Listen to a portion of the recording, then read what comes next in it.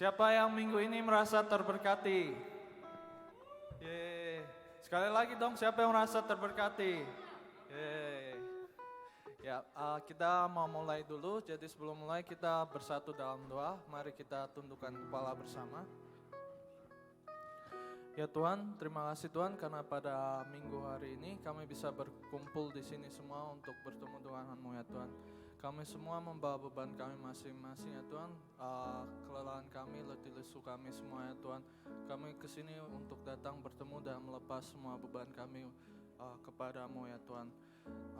Tolong ya Tuhan, ingatkanlah kami selalu bahwa Engkau selalu bersama dengan kami ya Tuhan.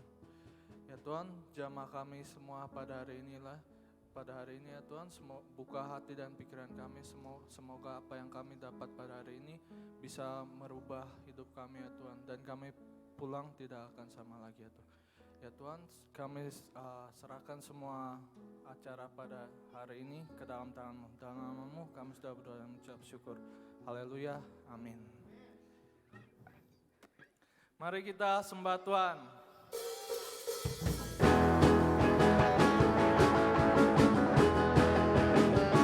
Boleh saya persilakan berdiri semuanya.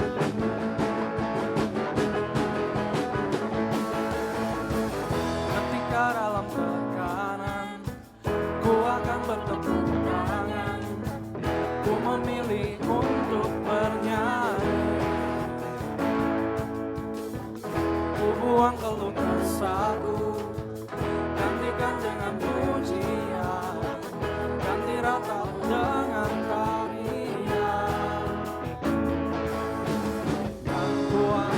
sekarang korban pujian, walau di tengah badai, dengan imanku akan berkata, hai jiwaku, janganlah kau gelisah, pujilah namanya yang mulia, jangan menyerah.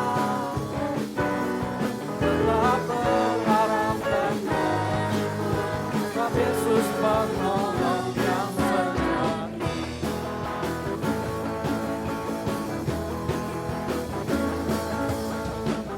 Ketika dalam tekanan, ku akan bertepuk tangan, ku memilih untuk bernyanyi. Ku buang keluh kesahku, gantikan dengan pujian, ganti ratap dengan tarian.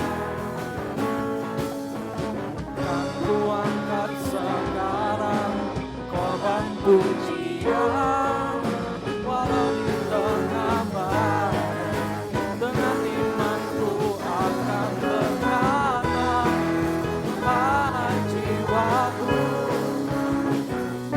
janganlah kau gelisah, pujilah namanya yang mulia, jangan menyerah, tetap berharap dan bersyukur, sebab Yesus menolong. Semuanya boleh ikut ya.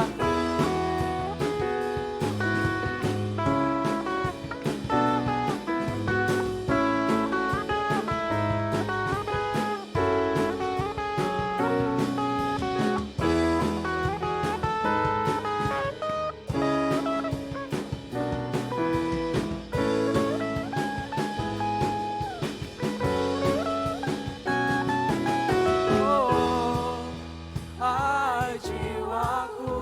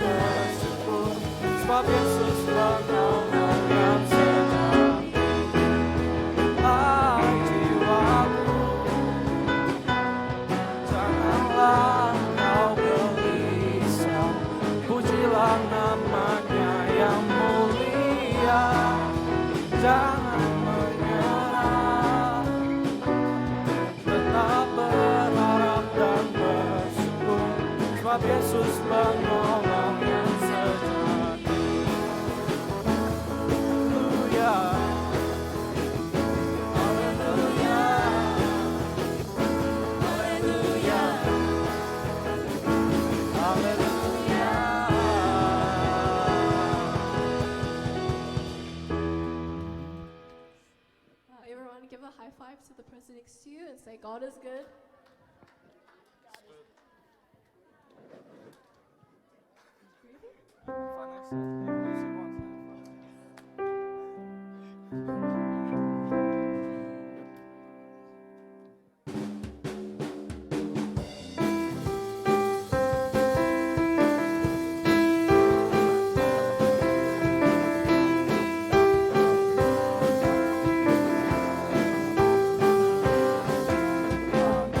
Adalah kata-Mu Tuhan, dalam kemuliaan bumi, tumpuan kaki-Mu sungguh mengagumkan. Ombak dan lautan menderu, bernyanyi bagi-Mu. Mari semua yang bernafas sujud dan menyembah.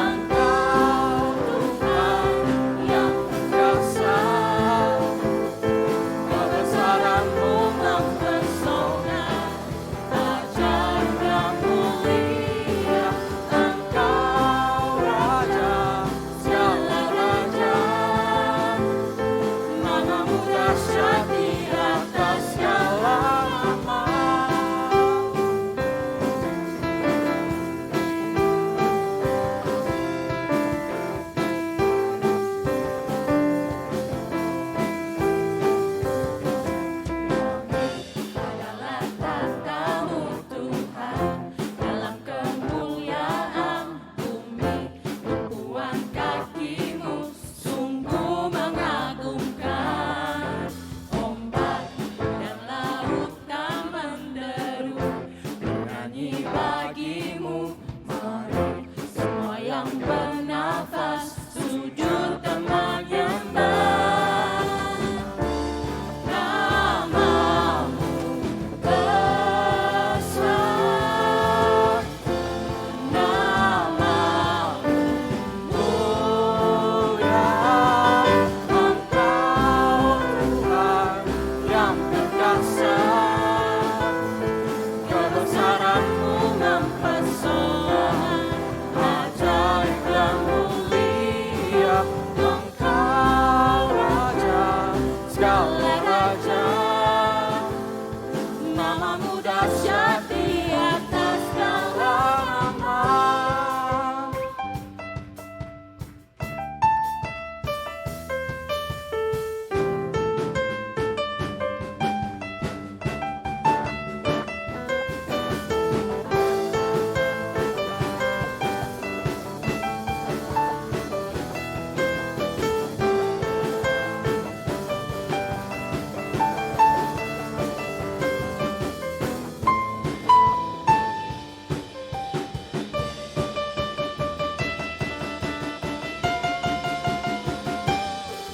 Engkau Tuhan yang perkasa, kebesaran-Mu mempesona, ajaib dan mulia. Engkau Raja segala raja, nama-Mu dahsyat di atas segala nama. Engkau Tuhan yang perkasa, kebesaran-Mu mempesona, ajaib dan mulia. Engkau Raja segala raja, nama-Mu dahsyat di atas segala nama. Nama-Mu dahsyat di atas segala nama.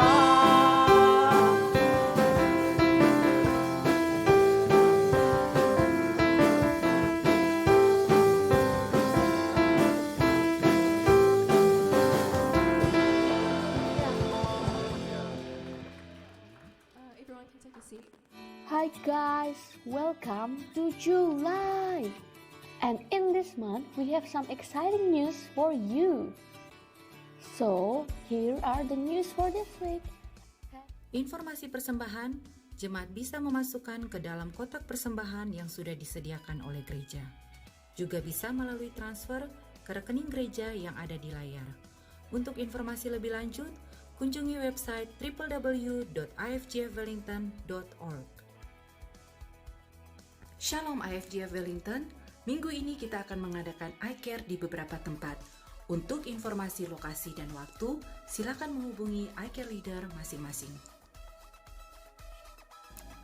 We encourage you to wear a face mask and sanitize your hand when you are on site. Have a blessed week, everyone. Happy Sunday. Shalom semuanya. Siapa yang diberkati oleh pujian hari ini? Angkat tangannya. For your information, minggu depan tidak ada potluck dan diundur ke tanggal 21 Agustus. Itu pas 17 Agustusan. Kotak persembahan ada di sebelah tangan kiri saya. Mari kita tundukkan kepala kita dan berdoa untuk persembahan. Ya Bapak, terima kasih atas berkat yang telah Engkau berikan kepada kami. Terima kasih karena selalu menjadi bagian dari kami. Kiranya Engkau memberkati tangan-tangan yang akan memberi. Kiranya persembahan ini dapat menjadi persembahan yang harum dan berkenan di hadapan-Mu. Dalam nama Tuhan Yesus kami telah berdoa. Amin. Saya mau undang semua jemaat untuk berdiri dan doa Bapak kami.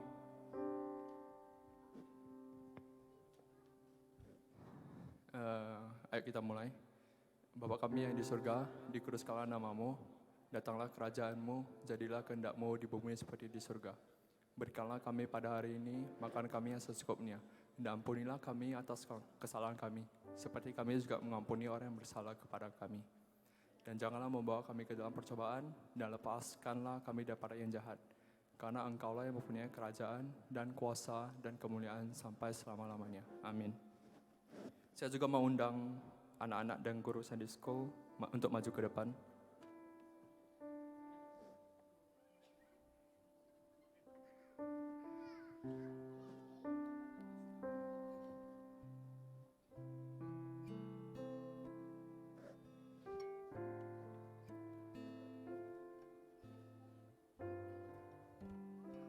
Ayo kita ulurkan tangan kita untuk mereka. Tuhan Yesus, pada hari ini hamba berdoa untuk anak-anak Sunday School. Berilah mereka hikmat serta kekuatan di mana mereka bisa selalu bersyukur dengan apa yang mereka punya sekarang. Lindungilah mereka, jauhkan mereka dari mara sakit penyakit dan mara bahaya. Hamba juga berdoa untuk guru-guru Sunday School. Berilah mereka hikmat dan knowledge juga untuk mengajar anak-anak Sunday School. Biarlah anak-anak ini dapat mengenal Engkau lebih dalam lagi dan takut akan Engkau. Yesus, demikianlah permohonan dan ucapan syukur yang dapat kami sampaikan. Dalam nama Tuhan Yesus kami telah berdoa. Amin.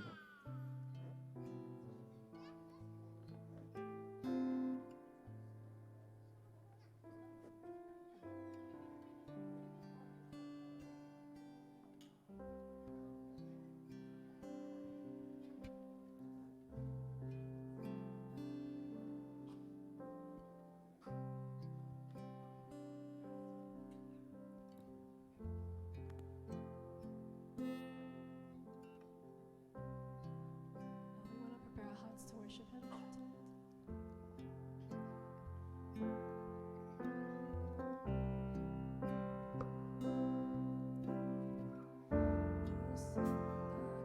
Selalu berganti, kasih Tuhan tetap abadi,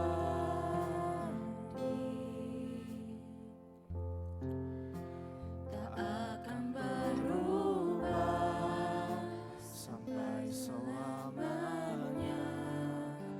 Ku tetap percaya. Ku yakin Tuhan memberkati.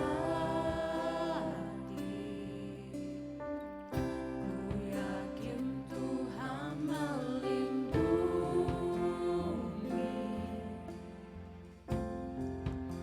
Burung di udara Tuhan pelihara.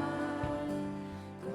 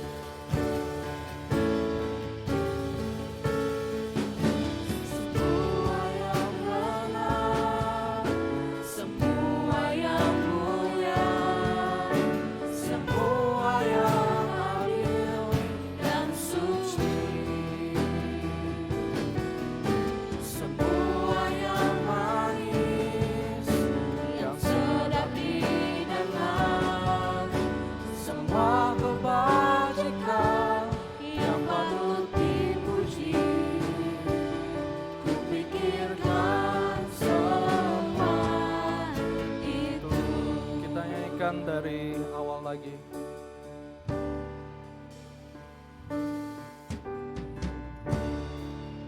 Ketika ku khawatir,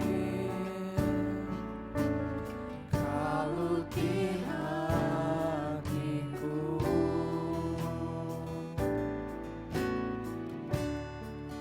ku datang padamu, nyatakan doa dan ucapan syukur. Damai sejahtera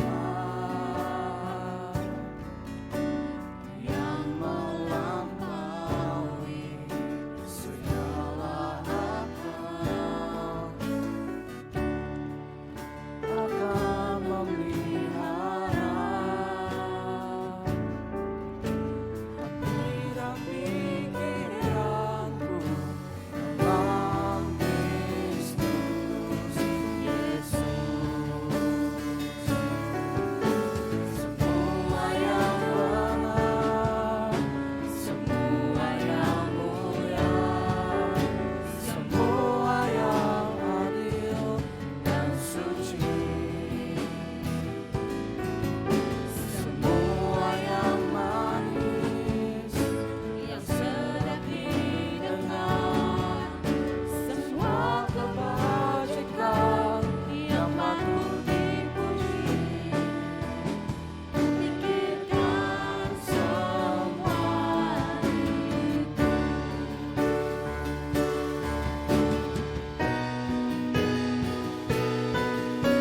Semua yang benar, semua yang mulia, semua yang adil dan suci, semua yang manis, yang sedap didengar, semua kebajikan yang patut dipuji. Kupikirkan semua itu, semua yang benar, semua yang mulia, semua yang adil dan suci, semua yang manis, yang sedap didengar, semua kebajikan yang patut dipuji. Kupikirkan semua itu, kupikirkan semua itu, kupikirkan semua itu.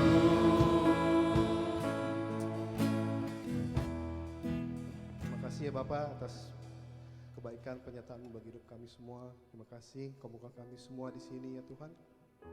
Kau memberi kami kesempatan untuk datang, untuk meninggikan, memuliakan nama-Mu Tuhan, untuk mendengarkan firman Bapak.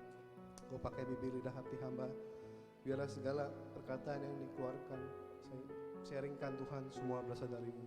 Roh Kudus yang sempurnakan, biarlah firman ditabur Tuhan, bertumbuh subur di hati kami masing-masing. Terima kasih atas segala kebaikan penyertaan-Mu bagi hidup kami. Roh Kudus yang beracara, yang kami bisa mengerti firman-Mu. Terima kasih ya Bapak, di dalam Yesus kami doa dan mengucap syukur. Amin. Silakan duduk semua. Boleh tepuk tangan dulu untuk Tuhan.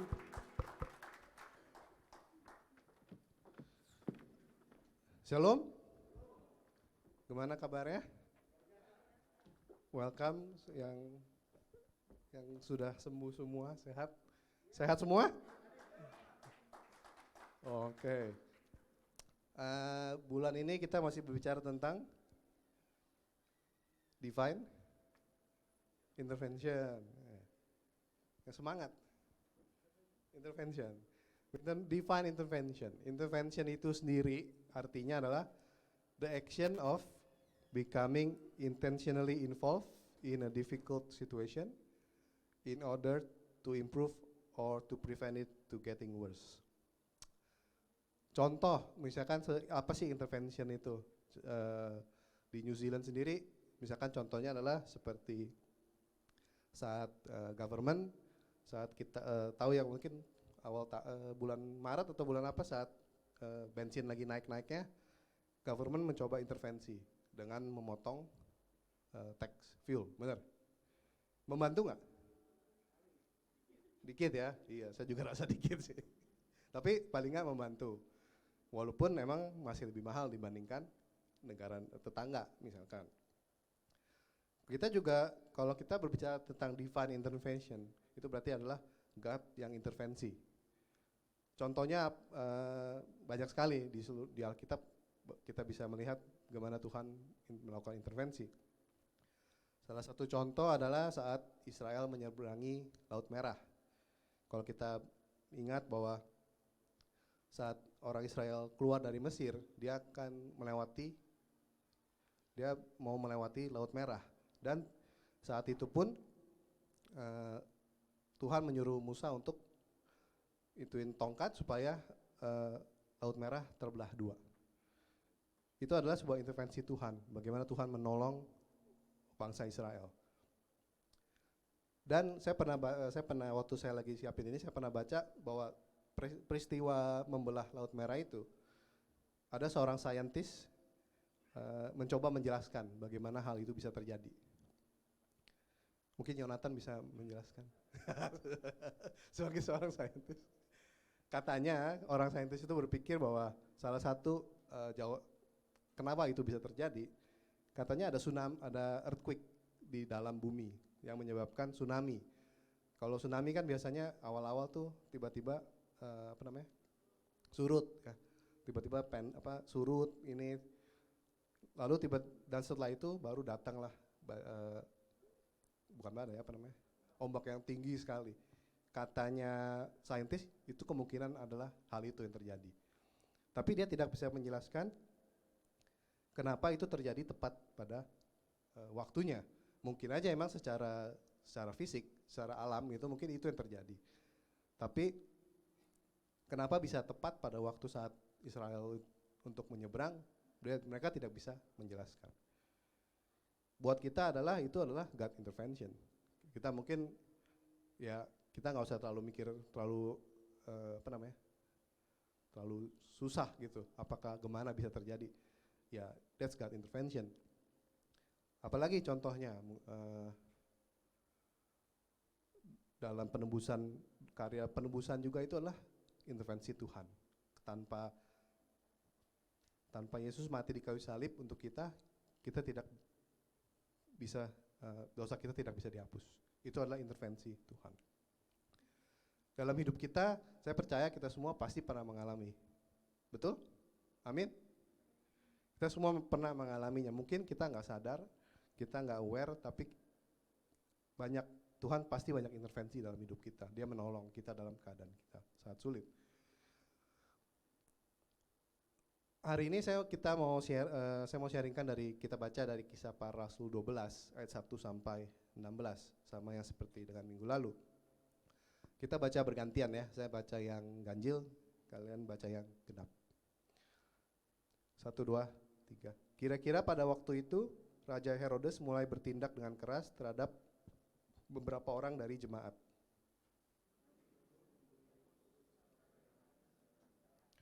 Ketika ia melihat bahwa hal itu menyenangkan hati orang Yahudi, ia melanjutkan perbuatannya itu dan menyuruh menahan Petrus. Waktu itu hari raya roti tidak beragi.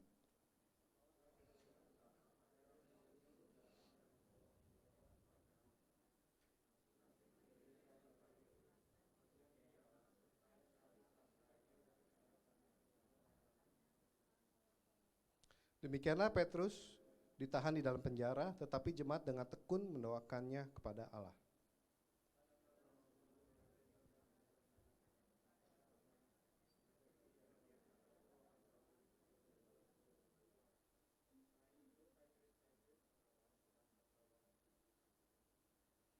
Tiba-tiba berdirilah seorang malaikat Tuhan dekat Petrus dan cahaya bersinar dalam ruang itu.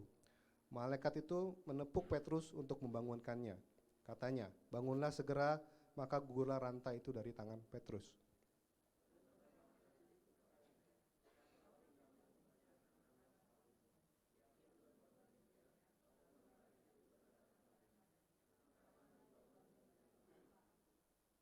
Lalu ia mengikuti malaikat itu keluar dan ia tidak tahu bahwa apa yang dilakukan malaikat itu sungguh-sungguh terjadi. Sangkanya ia melihat suatu penglihatan.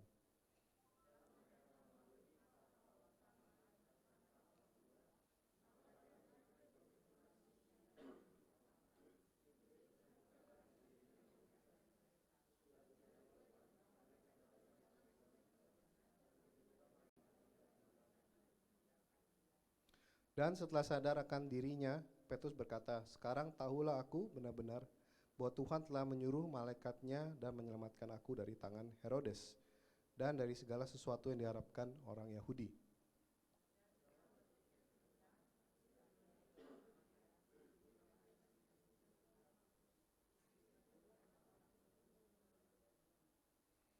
Dan ketika ia mengetuk pintu gerbang, datanglah seorang hamba perempuan bernama Rode untuk mengetahui siapa yang mengetuk itu.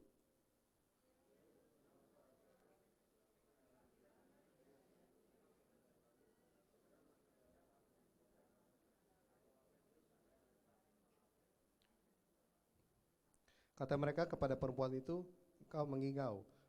Akan tetapi ia tetap mengatakan bahwa benar-benar demikian. Kata mereka, "Itu malaikatnya."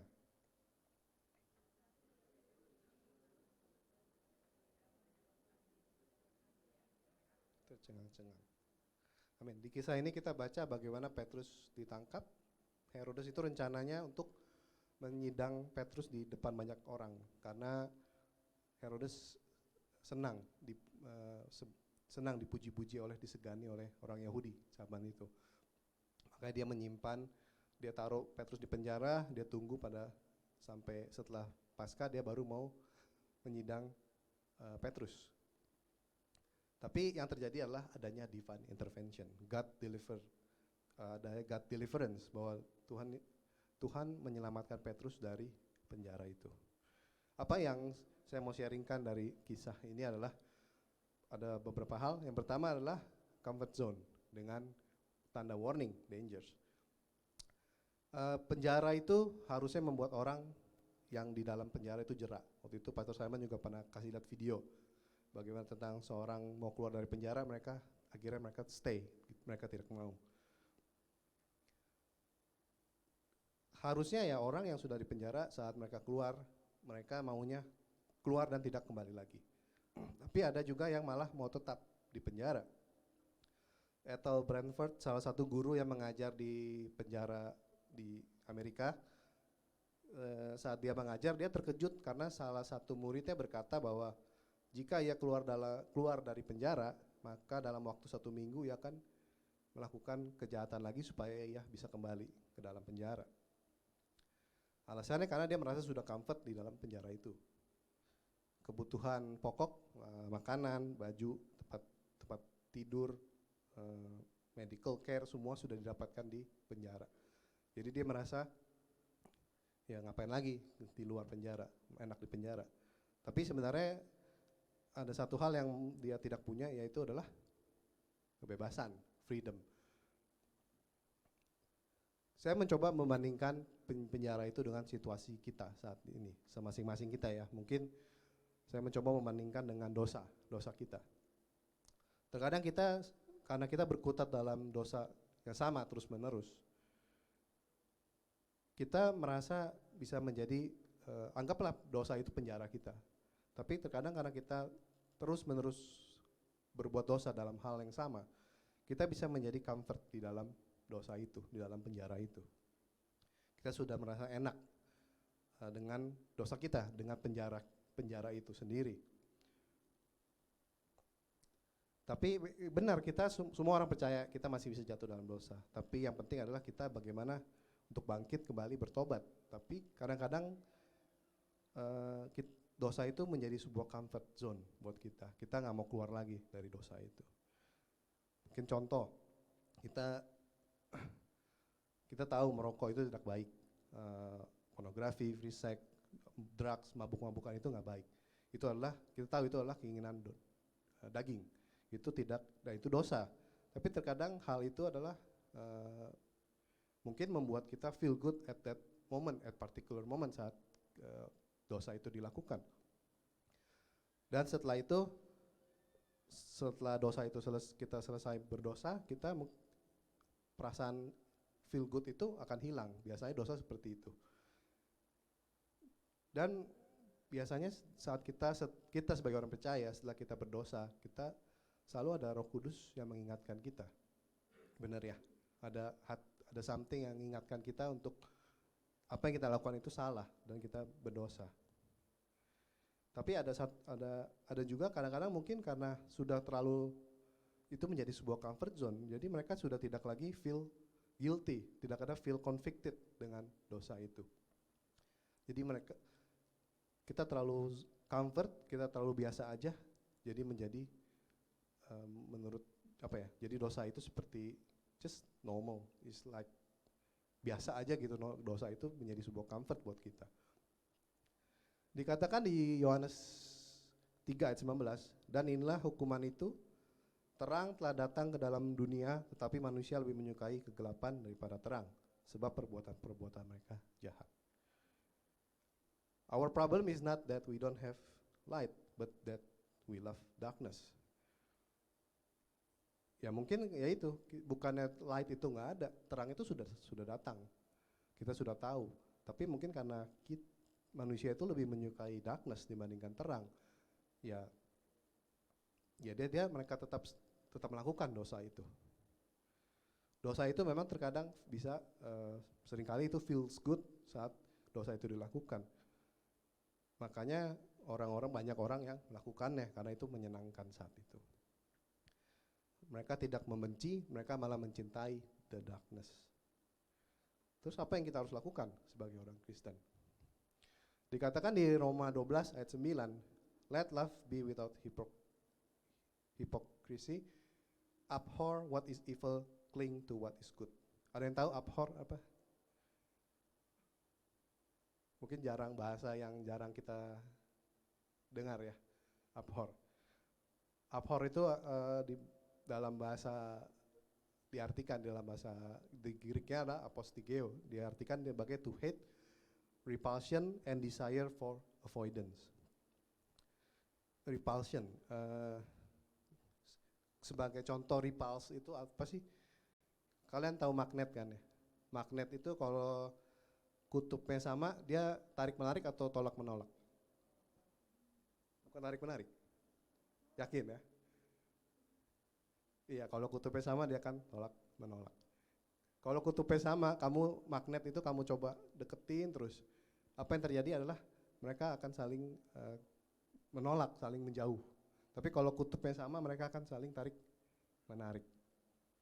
Repulsion itu seperti itu. Repulse kita harus menolak, kita seperti magnet yang saling tolak-menolak. Sikap kita terhadap dosa adalah seperti itu. Kita harus menolak untuk melakukan dosa. Jadi kita ya seperti magnet, kamu paksain terus dia akan menolak, dia tidak akan nempel. Kita harus seperti itu sikap kita. Jangan kita malah saling menarik dengan dosa, tapi kita mau saling menolak. Dikatakan di Mazmur 97 ayat 10, hai orang-orang yang mengasihi Tuhan, bencilah kejahatan. Dia yang memelihara nyawa orang-orang yang dikasihinya akan melepaskan mereka dari tangan orang-orang yang fasik.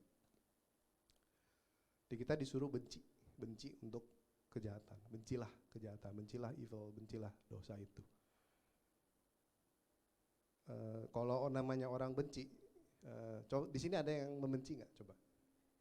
Nggak ada, nggak mau contoh ya. Misalkan contoh ya, sama Grace gitu. Grace benci saya. Contoh ya. Kalau kita saling membenci, mungkin kalau kita ketemu di Johnsonville Mall mungkin kita akan pura-pura nggak kenal ya, pura-pura ini. Makanya si Grace suka pura-pura saat ketemu saya. Bercanda Grace. Seperti itu, orang namanya disuruh membenci, pasti mereka akan mencoba menghindar, meng-avoid. Kalau bisa ngeliat mukanya pun nggak mau, betul? Itulah sikap kita terhadap dosa. Kita harus membenci dosa itu. Jangan sampai kita comfortable di dalam dosa. Jangan sampai dosa itu adalah sebuah penjara buat kita. Jangan sampai kita malah comfort di situ. Jadi keenakan, duduk lama, jadi biasa. Kita mau lepas dari dosa itu. Seperti kisah tadi Petrus di Islam, dia mau keluar dari dosa itu. Setuju semua? Yang kedua yang saya mau sharingkan adalah pray. Dari kisah 12 ayat 5 saya bacakan. Demikianlah Petrus ditahan di dalam penjara, tetapi jemaat dengan tekun mendoakannya kepada Allah. Kalau dalam terjemahan yang sederhana Indonesia dikatakan, sementara Petrus ditahan dalam penjara, jemaat dengan sungguh-sungguh mendoakan dia. Berdoa. Pada jemaat itu mereka nggak mencoba cari cara gimana untuk membebaskan Petrus, tapi yang mereka lakukan adalah berdoa. Artinya tadi dikatakan ada sedikit perbedaan ya, satu bilang dengan tekun, satu dengan sungguh-sungguh. Dalam bahasa Inggris pun dibedakan dengan dua translation, bahwa satu pray earnestly, satu lagi dengan ceasing without continuous pray. Jadi apa yang kita bisa belajar dari sini adalah bahwa kita belajar untuk doa yang pertama adalah dengan tekun. Dikatakan di Kolose 4 ayat 2, bertekunlah dalam doa. Dan dalam pada itu berjaga-jagalah sambil mengucap syukur. Bertekun. Bertekun itu apa? Di sini yang nilainya saat sekolah bagus siapa? Yang nilainya tinggi-tinggi? Tony pinter ya. Kalau bertekun itu biasa kan kalau orang rajin biasanya tekun ya. Tekun belajar, mungkin pagi-pagi sekolah, siang, sore udah belajar lagi, ngeles. Pulang habis ngeles, makan, belajar lagi, bertekun terus-menerus bertekun. Itulah, ya itu orang rajin bertekun terus. Seperti orang rajin belajar, kita juga harus bertekun dalam doa. Di konteks di ayat 5 tadi adalah para jemaat itu bertekun mendoakan Petrus. Mungkin saat mereka berkumpul bersama-sama, mereka berdoa untuk Petrus. Setelah pulang, mereka bersama-sama dengan keluarga mereka berdoa lagi untuk Petrus. Mungkin dalam mereka doanya masing-masing, setelah itu mereka berdoa lagi untuk Petrus. Itu bertekun. Tekun terus-menerus kita berdoakan. Jangan kita hanya berdoa kalau memang ada maunya, atau kalau ya mungkin hanya kebetulan aja ke doa, waktunya makan doa atau apa. Tapi kita mau bertekun terus dalam doa. Yang tadi dikatakan juga dengan sungguh-sungguh. Ini bertekun, yang berikutnya adalah dengan sungguh-sungguh. Dikatakan di Matius 6 ayat 6, tetapi jika engkau berdoa, masuklah ke dalam kamarmu, tutuplah pintu dan berdoalah kepada Bapamu yang ada di tempat tersembunyi. Maka Bapamu yang melihat yang tersembunyi akan membalas kepadamu.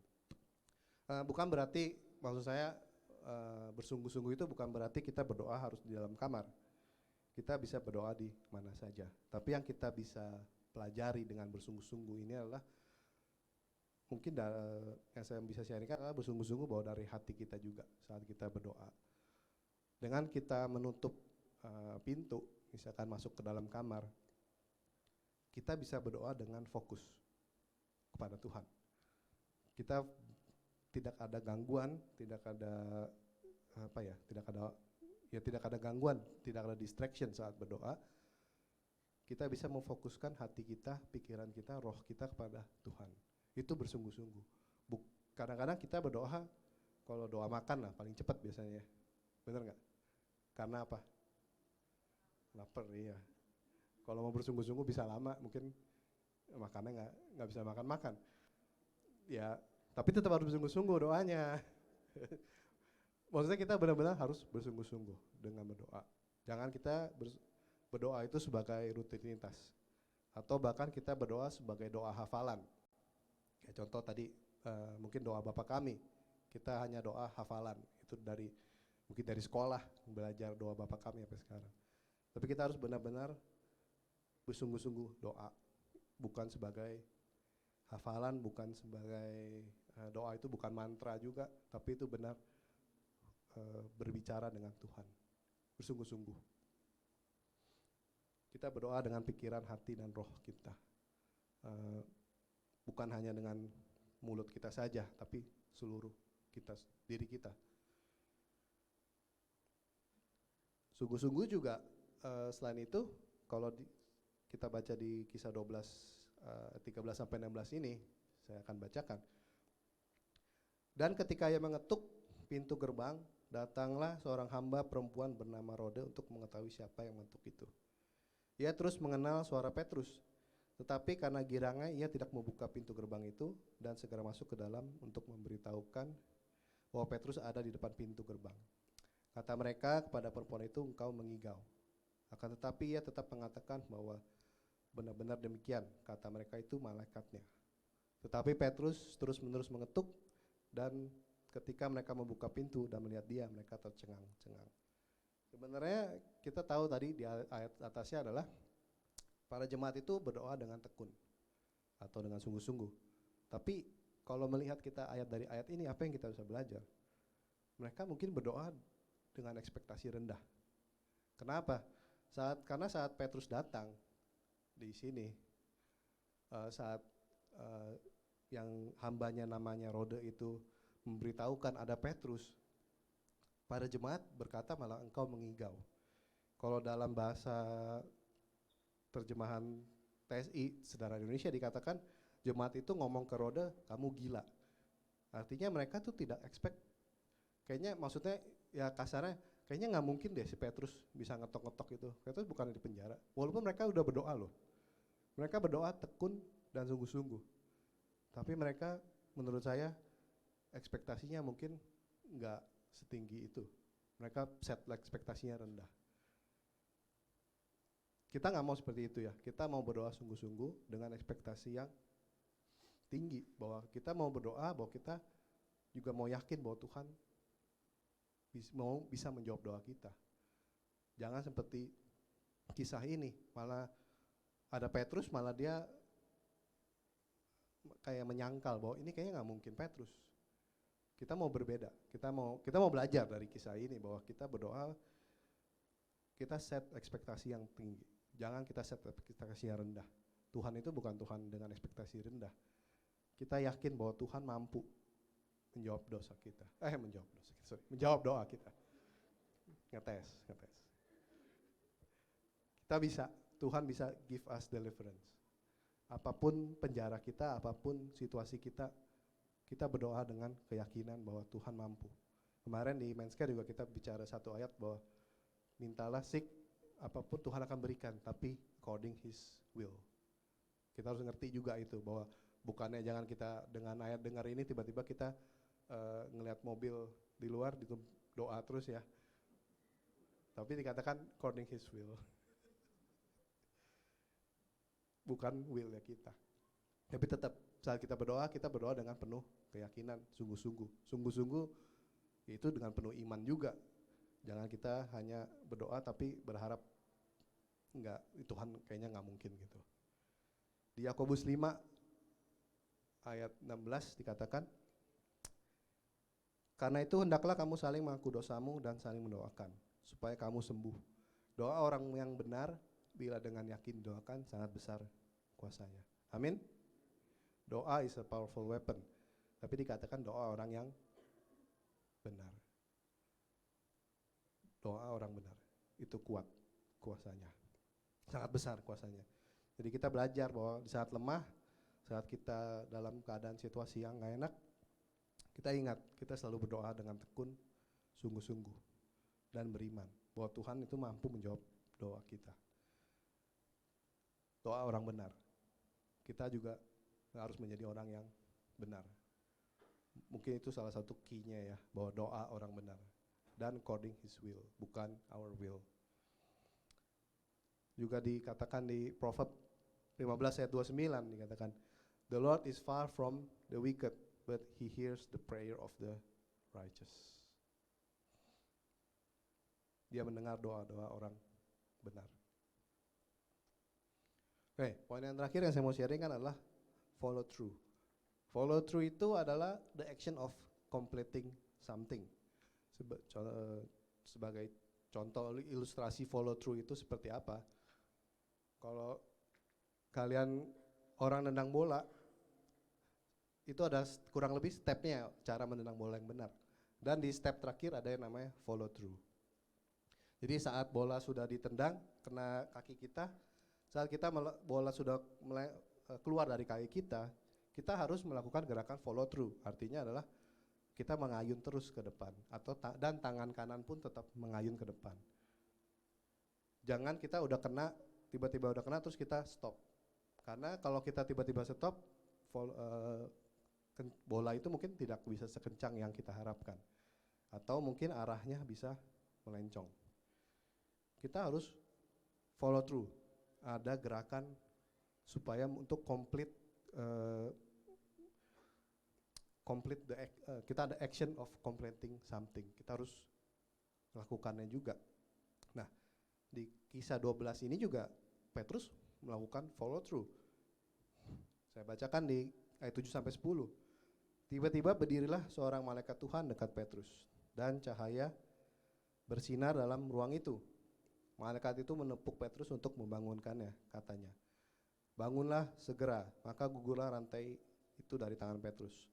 Lalu kata malaikat itu kepadanya, "Ikatlah pinggangmu dan kenakanlah sepatumu." Ia pun berbuat demikian. Lalu malaikat itu berkata kepadanya, "Kenakanlah jubahmu dan ikutlah aku." Lalu ia mengikuti malaikat keluar, dan ia tidak tahu apa yang dilakukan malaikat itu sungguh-sungguh terjadi. Sangkanya ia melihat suatu penglihatan.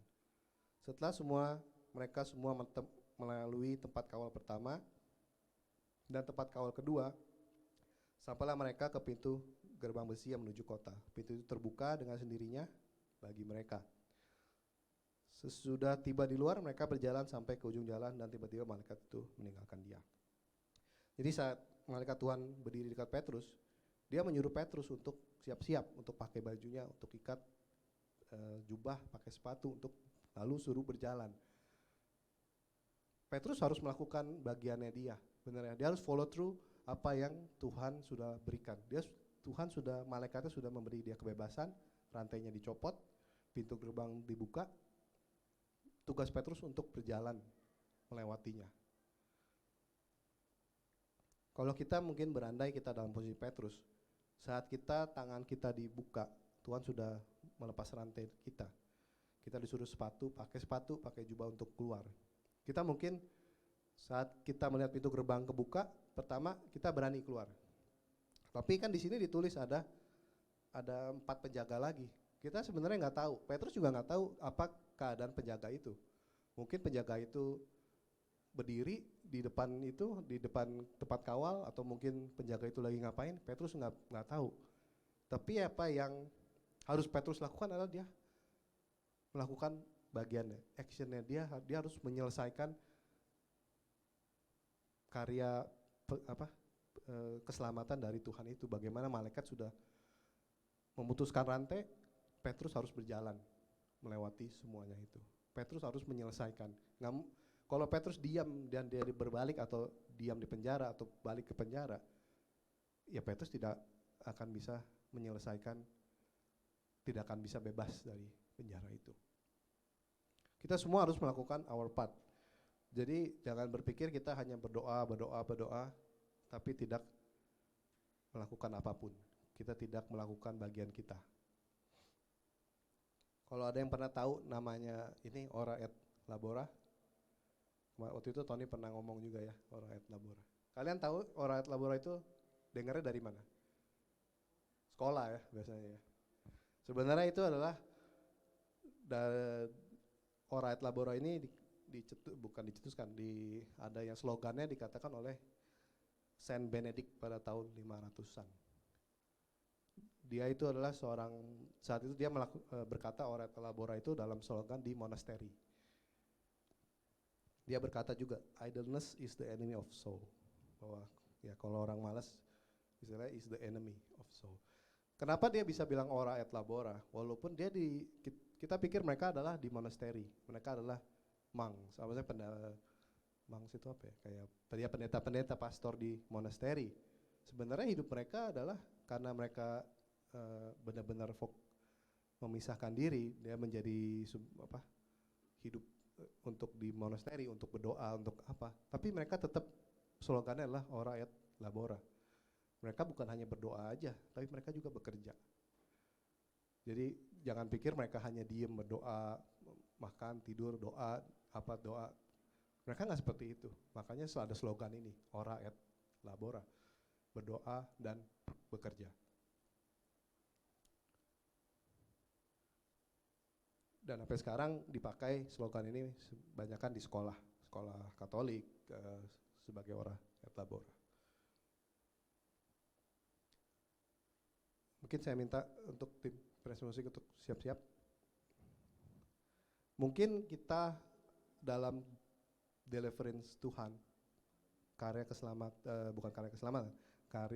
bahwa kita sedang dibebaskan oleh Tuhan dari penjara kita masing-masing. Saya nggak tahu apa keadaan kita ya. Kita kalian masing-masing mungkin kita dalam penjara masing-masing.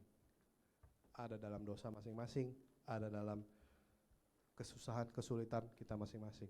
Yang kita mau belajar dari sini adalah jangan jadikan itu comfort zone kita.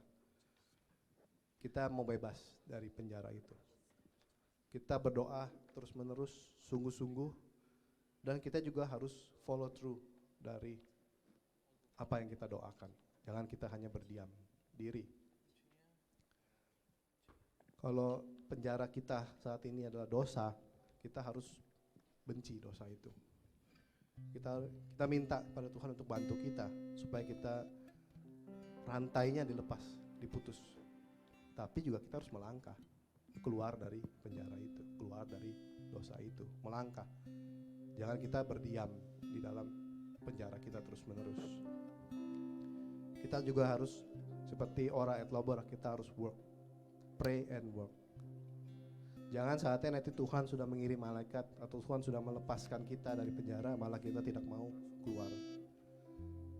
2 ayat terakhir yang mau saya sharingkan dari Filipi 4 ayat 6 dan 9. Janganlah hendaknya kamu khawatir tentang apapun juga, tetapi nyatakanlah dalam segala hal keinginanmu kepada Allah dalam doa dan permohonan dengan ucapan syukur. Di ayat 9 dikatakan, dan apa yang telah kamu pelajari, dan apa yang telah kamu terima, dan apa yang telah kamu dengar, dan apa yang telah kamu lihat padaku, lakukanlah itu. Maka Allah sumber damai sejahtera akan menyertai kamu. Ini dalam chapter yang sama ya, Filipi 4. Bahwa dikatakan, nyatakanlah semua dalam doa. Tapi juga kamu, apapun yang kamu sudah dengar, kamu lakukanlah itu.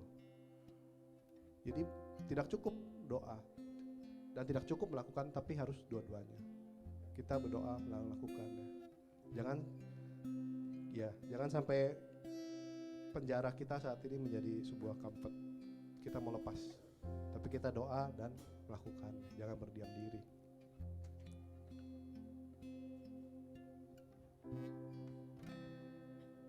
Mari kita bangkit berdiri yuk.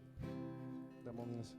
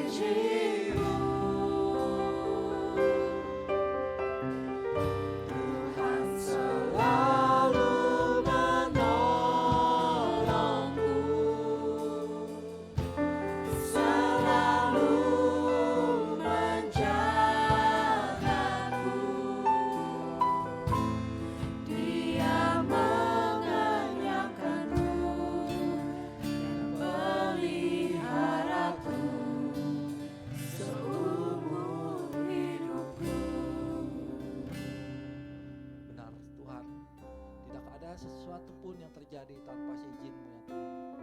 Burung pipit di udara terjatuh pun Engkau yang mengizinkan ya Bapa. Terima kasih Tuhan.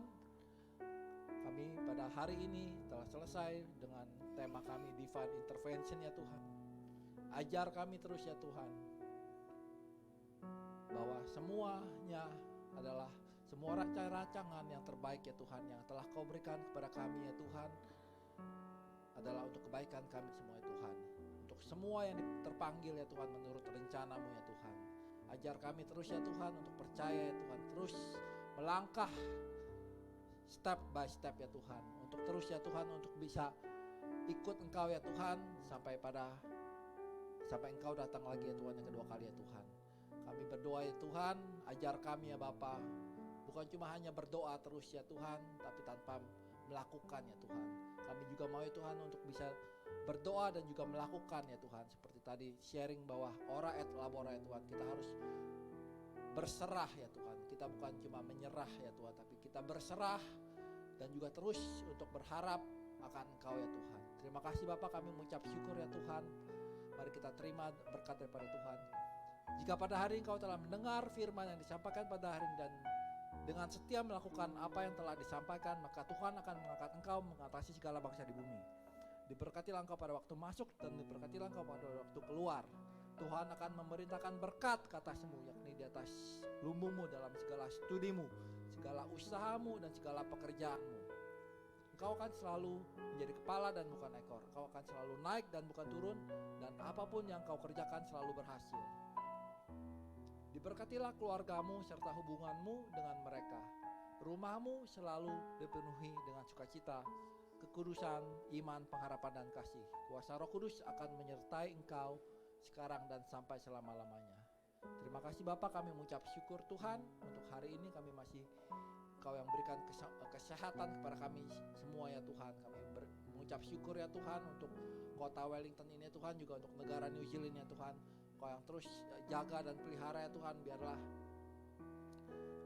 kami sebagai orang-orang Kristen ya Tuhan bisa menjadi terang dan garam dunia ya Tuhan di kota ini ya Tuhan.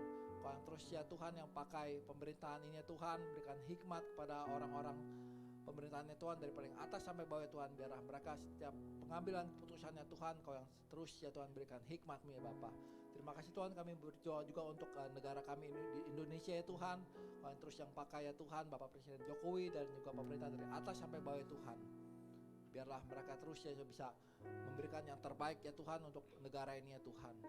Terima kasih Tuhan, kami berdoa untuk teman-teman kami, sanak saudara kami ya Tuhan, dan juga orang-orang percaya di Indonesia itu juga ya Tuhan. Kau yang terus jaga dan pelihara mereka ya Bapa. Kami mengucap syukur Tuhan untuk hari ini ya Tuhan. Kami mau juga berdoa untuk teman kami Kahani ya Tuhan, yang sedang di rumah sakit ya Tuhan. Kami percaya Tuhan hari ini adalah kemonya yang terakhir ya Tuhan. Kami mau serahkan ya Bapa semuanya ke dalam tangan-Mu ya, dan You are still in control ya Tuhan. Hasil yang terbaik ya Tuhan. Kami percaya Tuhan semua sel-sel kanker sudah hilang ya Bapa. Kami berdoa ya Tuhan, semuanya under in control by You. Terima kasih Bapa, kami ucap syukur Tuhan untuk hari ini. Sebentar kami memasuk ya Tuhan ke dalam acara baptisan Bapa. Engkau yang tutup bungkus ya Tuhan setiap dari kami ya Tuhan yang ada di tempat ini ya Tuhan. Biarlah kami bisa